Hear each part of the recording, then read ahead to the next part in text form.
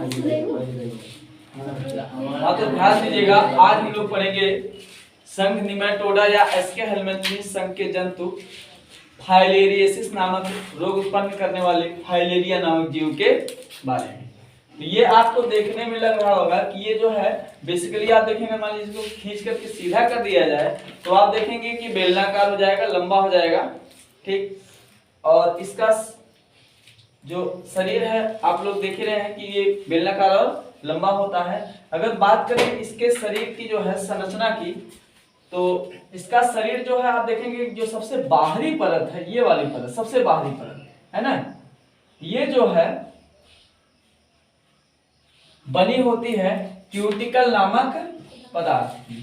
Cuticle नामक पदार्थ, जैसे हमारा चमड़ा होता है तो हमारा चमड़ा जो होता है ये हमारा सबसे बाहरी परत हो गया, तो वैसे इसके शरीर का जो सबसे बाहरी परत होता है वो किसका बना होता है, तो क्यूटिकल। और ये काम क्या करता है, तो ये एक चीज और याद रखिएगा, ये हमारे आपके शरीर में जब रहता है तो इतना तो आपको पता होगा कि हमारे शरीर में जो लाइसोसोम वगैरह हर जगह पाए जाते हैं, और लाइसोसोम से जो लाइसोजाइम नामक एंजाइम, ठीक, और WBC वगैरह से जो है रोग प्रतिरोधक क्षमता वाले पदार्थ साबित होते हैं, ठीक, जिसको हम लसिका बोलते हैं, लिम्फ बोलते हैं। तो ये सब लिम्फ वगैरह जो होते हैं हमारे शरीर में आने वाले रोग जनकों को क्या करते हैं, मारने का काम करते हैं। लेकिन यही जो होता है ना, जैसे मान लीजिए बारिश हो रही हो, आप अगर जो है आपको पन्नी से ढक दिया जाए और आपको बोला जाए जहां पे आप खड़े वहीं खड़े रहिए, तो आपका पैर भले भीग जाएगा लेकिन जो है आपका खोपड़ी और बाकी शरीर भीजेगा नहीं भी, ठीक है ना। तो यहाँ पे जो है वैसे लगभग ये भी होता है कि ये क्यूटिकल के चलते ना, मतलब क्यूटिकल के द्वारा इसका जो शरीर ढका होता है चारों तरफ से, उसके वजह से इसके शरीर पर किसी केमिकल या एंजाइम का कोई प्रभाव नहीं पड़ता। अगर पड़ जाता तो ये जीव क्या हो जाता, मर जाता। बात समझिए। तो क्यूटिकल जो है इसका मोस्ट आउटर लेयर होता है, सबसे बाहरी परत होता है, जिसका वर्क मतलब कार्य क्या होता है, तो प्रोटेक्शन ऑफ नहीं फ्रॉम लगेगा ना, protection from enzymes in host, ठीक। मतलब होस्ट मतलब क्या होता है, जैसे मान लीजिए हमारे शरीर में कोई जीव रह रहा हो तो उस केस में जो है हम उस जीव के लिए क्या हुए, होस्ट हुए, पोषक हुए। मतलब जहां से कोई जीव वहां पर जीवित अवस्था में रहते हुए पोषण ले रहा हो, और जिस जीव से ले रहा हो वो भी सजीव हो, मरा हुआ ना हो, तो उसे हम क्या कहते हैं, पोषक। तो होस्ट का मतलब क्या होता है, पोषक, आजीवी वाला सिस्टम, ठीक है ना। तो यहां पर जो है ये पोषक के शरीर में जो भी रासायनिक पदार्थ होते हैं, एंजाइम होते हैं, उससे जो है सुरक्षा कौन सा लेयर करवाता है, तो क्यूटिकल। क्यूटिकल वाली बात क्लियर हो गई। इसके बाद जो है फिर अगला मामला आता है कि इसका जो ऊपरी सिरा होता है, ये वाले पार्ट में आप देख रहे हैं, यहाँ पर एक संरचना पाई जाती है ओरल स्टाइलेट, ठीक। ओरल स्टाइलेट, यहाँ पे ओरल का मतलब आप लोग जानते होंगे मौखिक, मौखिक का मतलब क्या होता है, मुख संबंधित, है ना। तो ओरल स्टाइलेट नामक संरचना, ओरल स्टाइलेट नामक संरचना से ये क्या करता है, चूसने संबंधी कार्य करता है। मतलब कुछ भी जो है किसी भी पदार्थ को ये चूसता है, सकिंग रिलेटेड। ओरल स्टाइलेट से क्या काम करता है, सकिंग रिलेटेड, मतलब किसी पदार्थ को चूसने संबंधी कार्य करता है। फिर इसके बाद बात करते हैं नर्व रिंग। तो इतना आपको पता है कि यह बहुत ज्यादा विकसित जीव है नहीं, तो इसमें नर्व रिंग मतलब जो है तंत्रिका संबंधी कोशिकाएं कुछ पाई जाती है, ठीक। फिर बात आती है नेफ्रिडियोपोर। आपको बताए थे कि जो नेफ्रिडिया होता है ये दो तरीके का पाया जाता है, एक प्रोटोनेफ्रिडिया और एक मेटानेफ्रिडिया, ठीक। तो प्रोटोनेफ्रिडिया जो है सबसे कम विकसित अवस्था है और मेटानेफ्रिडिया उससे अधिक विकसित अवस्था है। और मेटानेफ्रिडिया जब बहुत ज्यादा विकास कर लेता है तब वो किसमें कन्वर्ट हो जाता है, किडनी में, ठीक। तो हम कह सकते हैं कि यहाँ पे नेफ्रिडियोपोर, नेफ्रिडियोपोर का मतलब क्या है, यहाँ पे नेफ्रिडिया वर्ड आपको लग रहा है, नहीं लग रहा इसमें है, है ना। तो नेफ्रेलिया जो होता है ये उत्सर्जन संबंधी कार्य करता है, मतलब इसके शरीर में यूरिन संबंधी जो भी पदार्थ होगा वो शरीर से क्या निकलेगा, बाहर निकलेगा। ठीक, तो नेफ्रेलियोपोर से काम क्या होता है, excretion of like as urine related material. बात समझ आई। फिर जो है यहाँ पे आपको ये वाला भाग दिख रहा होगा एंटीरियर मास। एंटीरियर मास इस पार्ट को क्यों बोलते हैं, क्योंकि यहाँ पर इसका शरीर अपेक्षाकृत जो है आप देखेंगे कि जो है ज्यादा भारी होता है, ज्यादा वजन लगता है, और यहाँ पर इसका जो संरचना होता है वो थोड़ा सा देखने में आपको भारी भरकम दिखाई देगा। तो इसलिए जो है इसको क्या बोलते हैं, एंटीरियर मास। ठीक, फिर बात करते हैं इसका जो पिछला सिरा है वहां पर एक एनस नामक संरचना पाई जाती है। इस एनस नामक संरचना से ये जो कुछ भी खाएगा पिएगा, ठीक, बाकी अपचित अनडाइजेस्टेड, ठीक, तो जो अपचित भोज्य पदार्थ होते हैं उनको शरीर से क्या करता है, बाहर निकलता है बाय एनस। अब यहाँ पे हमने अभी एक चीज छोड़ा है, सोमैटिक सेल। ये चीज जो है नहीं देखेंगे, ठीक ना।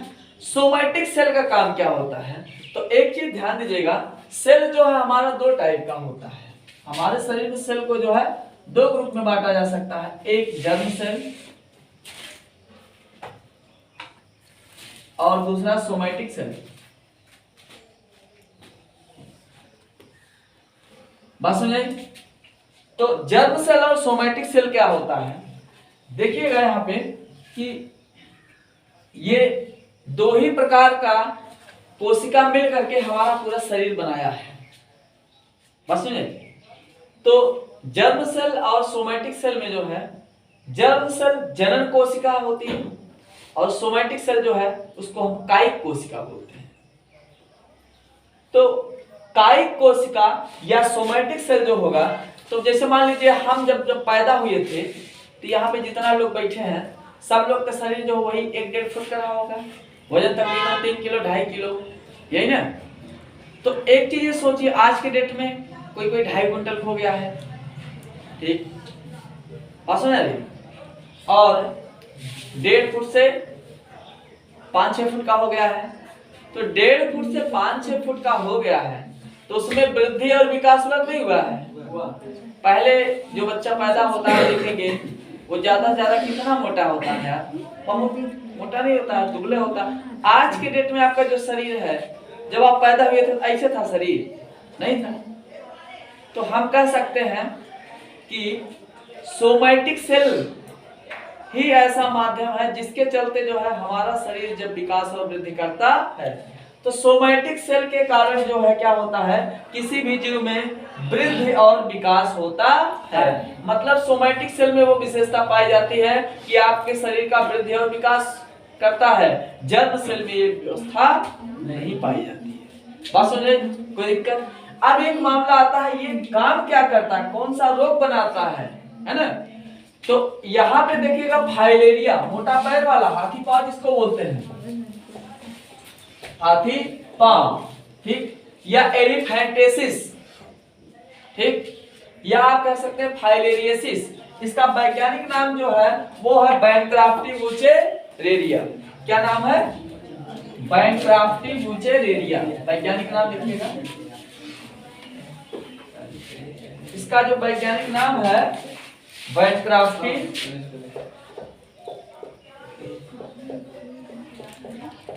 बुचेरेरिया। बात सुनिए, तो ये हो गया इसका वैज्ञानिक नाम। इस फाइलेरिया का वैज्ञानिक नाम क्या है, बैंक्राफ्टी बुचेरेरिया।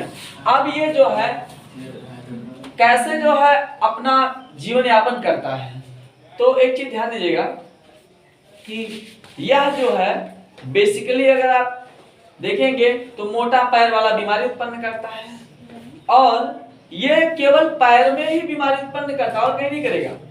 कहां पे, केवल पैर में, ठीक। तो केवल पैर में जब ये बीमारी उत्पन्न करता है तो उस दौरान एक मामला आता है कि ये आया कैसे शरीर में, है ना। तो एक मच्छर की वैरायटी है मादा क्यूलेक्स, मादा क्यूलेक्स। ये एक ऐसे मच्छर की प्रजाति है मादा, जो क्या करती है, इस रोग जनक को हमारे आपके शरीर के पैर में लाके छोड़ देती है। अब कैसे? और सबसे टेंशन वाली बात यह है कि इसका आज तक इलाज संभव नहीं हुआ है, इसकी दवाई अभी तक नहीं बनी है। और ये मेल फीमेल मतलब नर और मादा जो होंगे, ये दोनों हमेशा एक ही साथ में होंगे, जिसमें ना जो नर होगा वो थोड़ा सा छोटा होगा और मादा क्या होगा, लंबी होगी। बात समझे?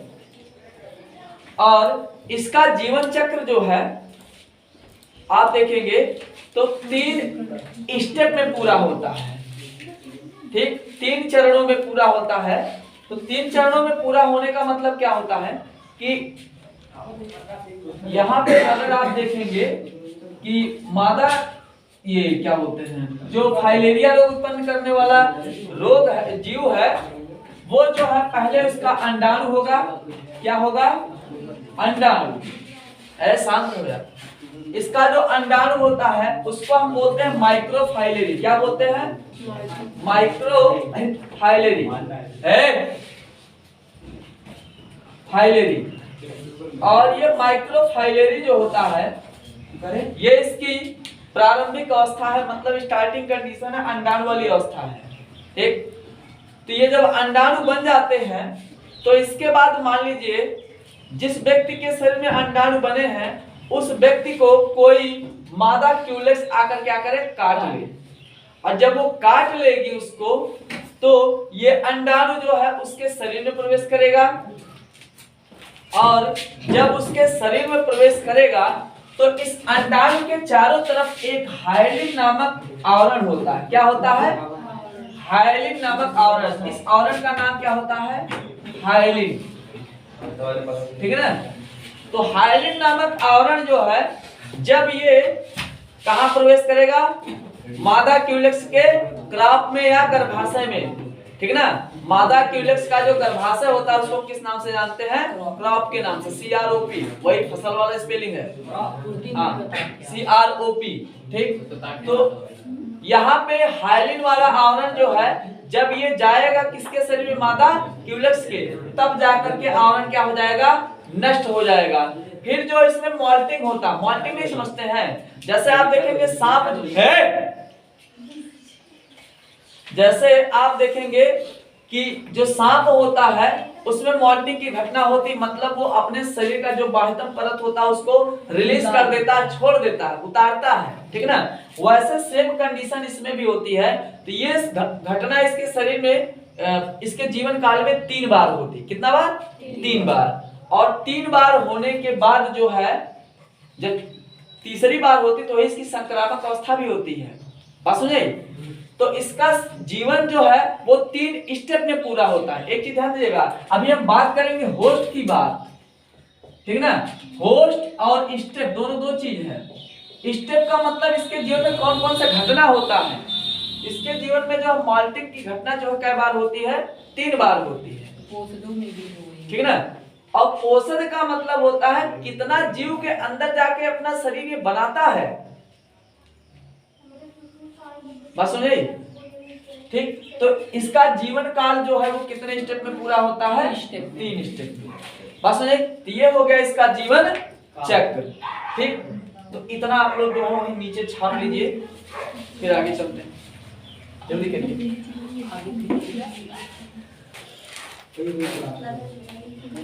इतना हो गया। अब बात करते हैं होस्ट की। तो इसका जीवन जो है वो 3 स्टेप में पूरा होता है और 3 स्टेप में मॉल्टिंग होता है। मॉल्टिंग का मतलब क्या होता है? इसके शरीर के चारों तरफ पाए जाने वाली जो लेयर होती है उसको ये क्या करता है? रिलीज करता है, छोड़ता है। अब होस्ट की बात करें तो इसके शरीर में जो है इसका जीवन चक्र जो है 2 होस्ट में पूरा होता है। कहाँ गया मिटाने वाला है? उधर है।